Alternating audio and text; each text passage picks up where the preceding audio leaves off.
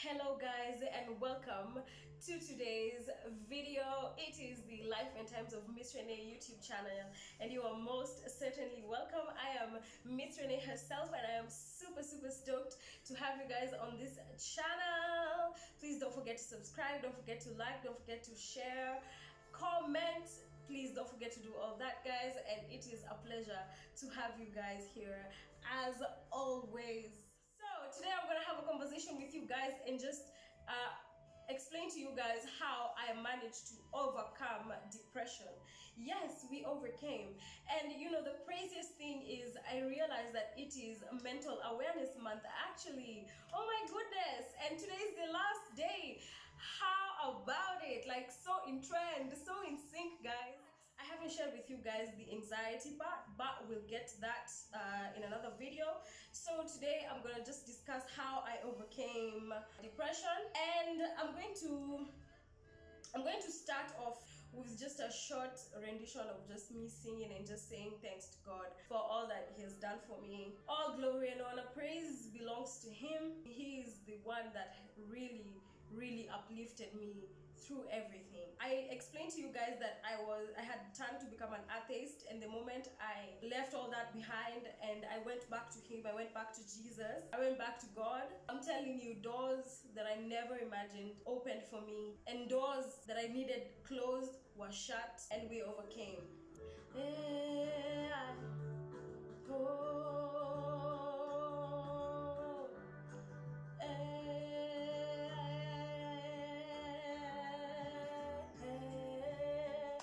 Praise and honor unto you. I lift my voice up for you, my God. For there is none like you. Yeah. Nimetafuta kila mahali, nimezunguka kote, oh, na hakuna kama wewe, hakuna kama wewe, hakuna kama wewe popote, hakuna emma, hakuna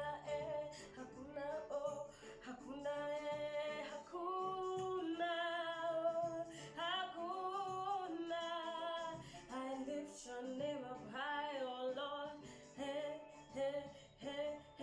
I lift your name, I glorify you, and I say thank you, Jesus. Nasema ni asante, oh, asante Baba, oh, asante Yesu, asante, asante, oh, wewe ni mwema, wewe ni mwema, oh, wewe ni mwema, oh, hakuna kama wewe, there's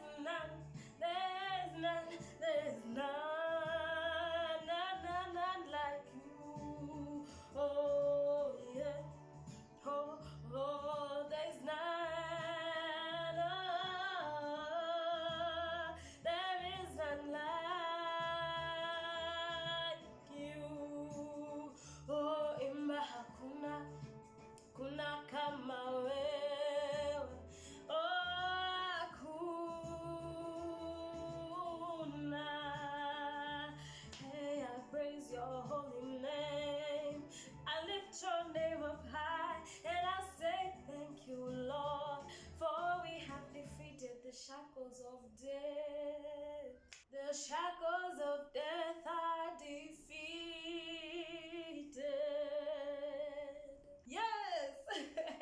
I hope you enjoyed that little session that I just gave you there. Let's get to the video. So today I'm going to share with you guys how I overcame depression. The first thing that happened was that my mother recommended that I go see a therapist. Actually, she said counselor. There's actually a difference. A counselor, or I think a psychologist, is somebody who can counsel you, can talk to you about your problems, and give you a diagnosis, but they cannot administer medication. But a therapist can actually counsel you and still administer medication. So the first thing that happened was that I went to a counselor. I went to a certain counseling center, and I saw this lady. I think she was almost the same age as my mom, and at that time I was this was majorly in 2016, because 2016 was when now I started to make changes in my life. I started to realize that I cannot continue to live life the way I had been living. I realized that I cannot continue to live with the anger, because first thing is that I was always at loggerheads with my family. I lost friends. I lost so many opportunities, and so I just had to start making changes. To be honest, I had bottled up so many things inside, and the moment I just got to sharing, things just started to seem, or I started to see things in a different light. And I shared so much with this lady. I talked to her about all the things that were affecting me, all the things that were making me feel bad, all the things that were putting me down, the negative thoughts, everything. I shared about the past relationships that I had. And to be honest, at that time, because I was a young girl, I was about 23 years old, my mom was very, very worried about me, and I think that's why she insisted that I go see a counselor. The thing is, I decided to stop going to counseling because she didn't honor the client doctor I don't know, privacy policy or whatever. She shared a lot of the information that I shared with her, she shared with my mom, and I was super angry at her. I was like, that's client privilege, that's client doctor privilege or information you're not supposed to share. But there was a time I ended up having a conversation about the whole situation with an older lady, and she explained to me the reason why this counselor told my mom everything is that my mom was very worried. By the time you're going to see a counselor, it means that there's a problem. There is, like, the moment you start thinking of, oh, I need to go to therapy or I need to go see a counselor, that means that there's actually something, a problem. It may be big, it may be small, but something definitely needs to be resolved. And so she explained to me my mom was just worried, and the counselor is also a mom, so definitely she was going to share all the details so that my mom can know or be able to handle me. But at first I was super disappointed with the counselor, and that's why I stopped going to counseling. I had tried to commit suicide. I tried to kill myself about 3 times. The first instance was in 2015. I remember when my friends were, everybody whom we were on the same level with is graduating, and myself, I wasn't. So I remember the first attempt. Okay, the first time I really didn't do anything to myself, but I slept throughout the night. I had a knife at my side and I wanted to stab myself, but I was asking myself, if I stab myself, I need the knife to pierce. I don't want it to waste any time. I don't want to be in pain. I want to just die immediately. But the knife that I was holding, I kept poking my finger to just check, and it just wasn't, I believe it wasn't going to do the job. And I just cried throughout the whole night, just telling myself, you know what, you need to die. You're a pathetic person and you just need to die. The second attempt was this day. I tried two things. I tried to swallow poison. I went to a chemist to buy dawa ya panya, but instead the chemist sold me dawa ya cockroach. I didn't notice. I think I was too caught up in trying to die that I just didn't check the label. So I went and mixed it with water and I drank it, and after like 5 minutes I just thought that it wasn't working, because to me I just wanted like immediate results. I think the chemist who sold it to me, that lady who was there, she saw that I was distressed and she didn't want to be responsible. Actually, I think chemists are now regulated. Like, you can't just go and buy poison for animals, like rat poison or something like that. Because there was a time, this was a totally different day, my mom sent me rat poison, and when I went to buy it, that lady at that location was like, are you stressed? Like, are you going to use this to kill yourself? Like, she was asking me those kinds of questions. And so I believe nowadays things are regulated because of the high cases of suicide. The cockroach medicine really didn't do anything. I ended up puking it instead of it affecting me. I told you that I drank it, and then after 5 minutes I was like, this is not working. So I wanted to go now and throw myself off a roof. So I went to a certain rooftop which I tried to film this whole story at, but the whole video ilikuwa imejaa tu upepo because that rooftop is very windy, so I never really I'm not gonna use that footage because it's just full of like iko tu na upepo, makelele ya upepo. So I tried to throw myself. It's a 6-story building, and I tried to throw myself from that building. And let me tell you something, every time I attempt to commit suicide, or every time I had attempted to do it, I would always think, what will my mom say? What will my mom think? What will my dad say? Baba yangu atafikiria, watasema nini? What will my friends think? I will leave them here in a lot of pain because so many people believe in me and tell me that, you know, I'm a great person and I'm going places and I'm gonna do really great in life. And so I would just imagine them asking themselves, like, why did she do that? She had a promising future, even though maybe after a few days they would move on and still continue with life, but they would question themselves, like, what is it that this girl lacked for real, like on the real, that she just had to kill herself? Like, those are the kinds of questions that would come to mind anytime I would attempt. And that's what would actually stop me, because I would just imagine I'm not that badly off that I need to kill myself, you know. But you guys need to understand that when you are in that mental state of always bringing yourself down, you just want to die. You just want to kill yourself. You just don't want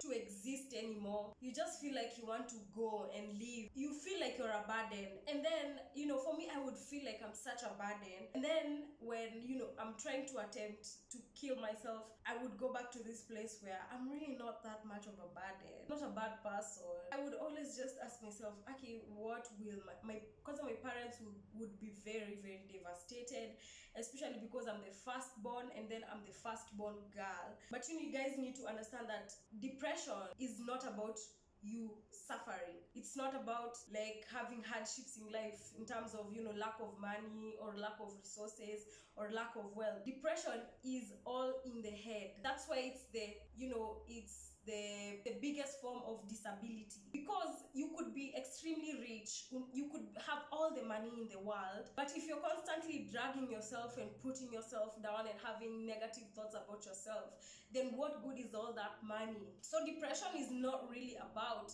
having problems in the real life. It's how you treat yourself, how you think of yourself in your mind, and how you now interpret it, how your brain processes all that information and now brings it out. I hope you guys are getting what I'm trying to say. Before I tried to attempt suicide, I would always make fun of people like, why would you kill yourself? Especially those people who would be like, I'm going to kill myself because, you know, if you won't take me to be your boyfriend or your girlfriend, I'm going to kill yourself. I used to make fun of people like those. But I'm just here to tell you guys, stop making fun of people who try to commit suicide or who attempt suicide or who eventually commit suicide and die. Those people are suffering on the inside. Those people are suffering. They're not beyond repair. The only person who cannot be helped is the person who is already dead. But if somebody is still alive, they can actually be helped to improve their way of thinking and to improve their thought process. Don't make fun of people who try to commit suicide. Don't think it's just not a funny thing. Those kinds of people just need love. They just need to be loved. They just need to be told that, you know, everything is going to be okay. We are here. I'm here for you. That's all what those kind of people need.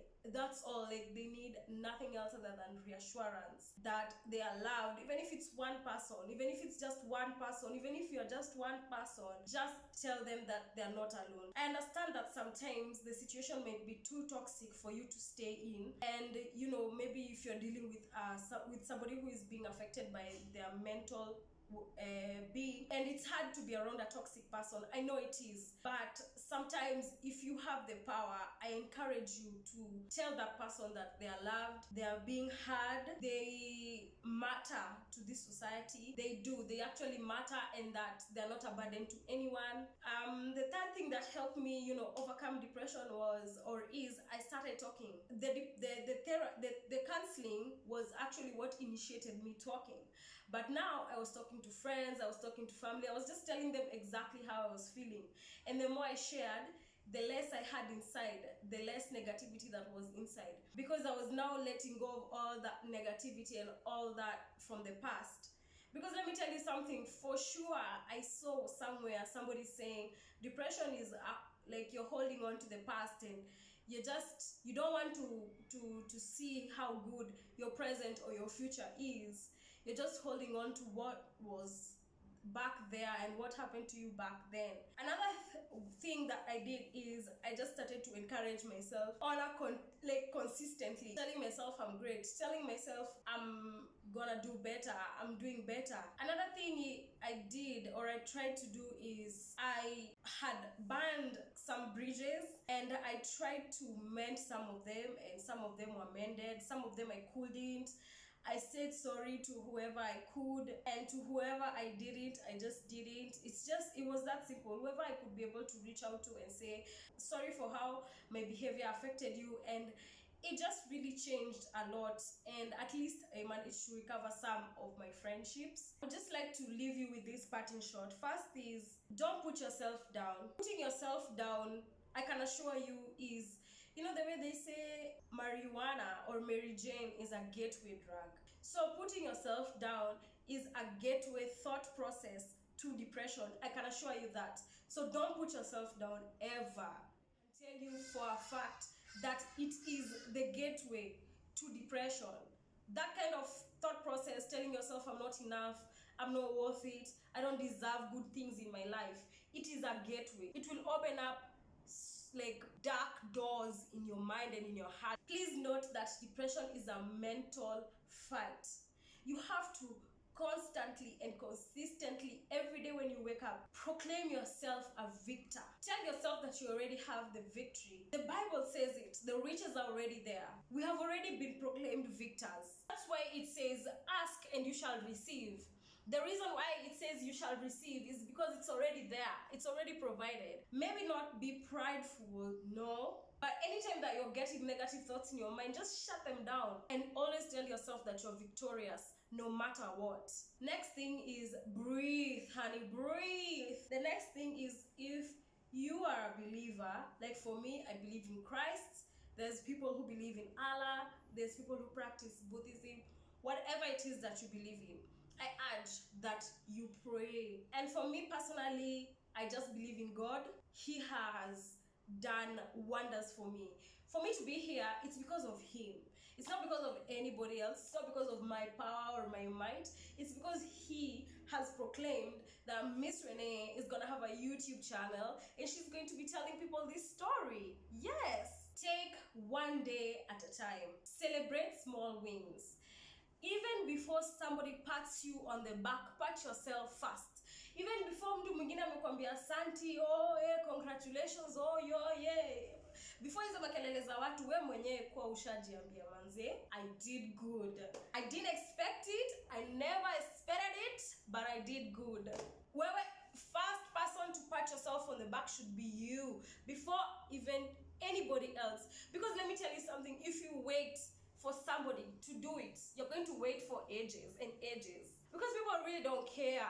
People are consumed with their own problems, with their own shenanigans. So how about you tell yourself, congratulations? How about you tell yourself, damn, I did a great job before even anybody else does it. The last thing is, do as your heart desires. It's self-explanatory. I don't need to say much about it, but yeah, do what your heart desires. The thing that inspired me to do this story is, let me tell you something. Last month, I fell badly, like nilianguka. And you know, when you fall, when you're a grown-up, it's so lethal. It's not when you're younger. When you're younger, you have a little bit of resilience. But when you're a grown-up, like an adult, you fall so bad, like, niliumia sana by the way. I was going for my driving exams. I needed to print that exam document as I was going to the examination center. And I remember, instead of going around the ditch, I tried to jump across it. And let me tell you something, I fell. This is the place that got hit first. And then now this place, like this upper area, and then my legs and my arms were all scratched. I was crying like crazy. When I got to the examination center, they told me you can't do the exam like this because I was crying because of the shock and pain. I tried to calm myself down, but I just couldn't. Like, I just found myself najipata tu nalia. Like, people thought that it's tension because of the exam, but honestly, I don't think driving exams should have given me that much tension. Ati nalia hivyo vyote. I was just in pain, like I was in a lot of pain and shock. To me, it just opened my eyes and I was like, there's no way I'm gonna die before I tell my depression story. Hell no, not on this planet. People have to know that I overcame.